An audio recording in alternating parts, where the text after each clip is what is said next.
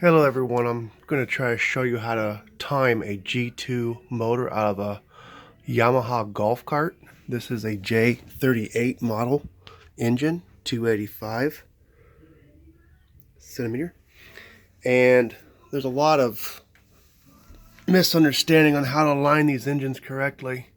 So just so everybody got a full visual, I looked and I couldn't find nobody to show me. I ended up buying the book and it still didn't want to show me correctly.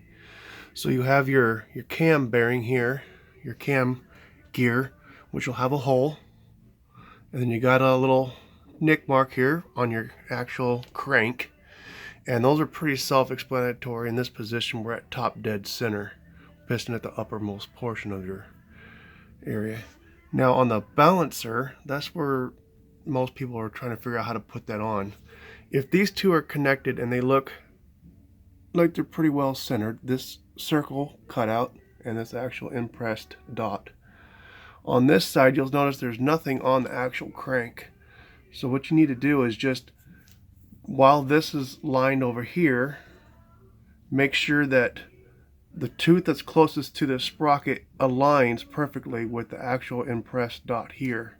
Sometimes there's ink on there and it'll show you, and it's a little bit easier, but sometimes you're not so lucky. And you can see that any direction it's going to be absolutely perfect there. At the same time, it's perfect here. Excuse me. Now, the reason for that, that's a counterbalancer, and it kind of makes sense if you look at it, because whenever your outermost weighted part of your crank should be exactly 180 degrees off of the other side. Sorry about that view. When this is completely down here, the part up here should be exactly in the opposite direction. This is your counterbalancer. So as this goes around and moves, you can see it moving in there back and forth. If you want to know if you're dead on with this balancer, it should be exactly the same distance from here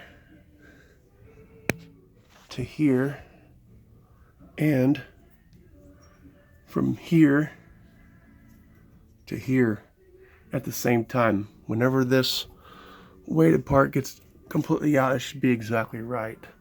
Then you bring it back, it should go back to your timing there. This is exactly 180 off.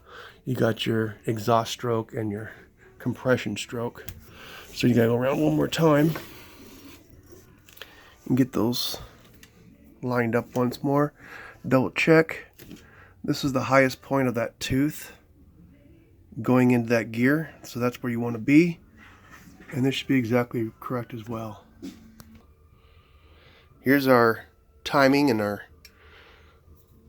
valve adjustment. According to the manual, we need to go top dead center, 0.1 millimeter, 0.1 millimeter on both cold, on the exhaust and the intake. Just by dialing these in, you're going to want to get yourself a nice feeler gauge. 0.10 millimeter, 0.1 millimeter. Set your spacing up so it's perfect on both sides. This one we just did, so it's good to go. And we're on top dead center because both these dots are aligned. And that's most of it here. Make sure, clean your gasket areas up real well, keep it clean. And I hope this video helps everybody else who's trying to figure out how to time these. I wish someone would have done it for me, so I'll be happy to do it for you. Thank you very much.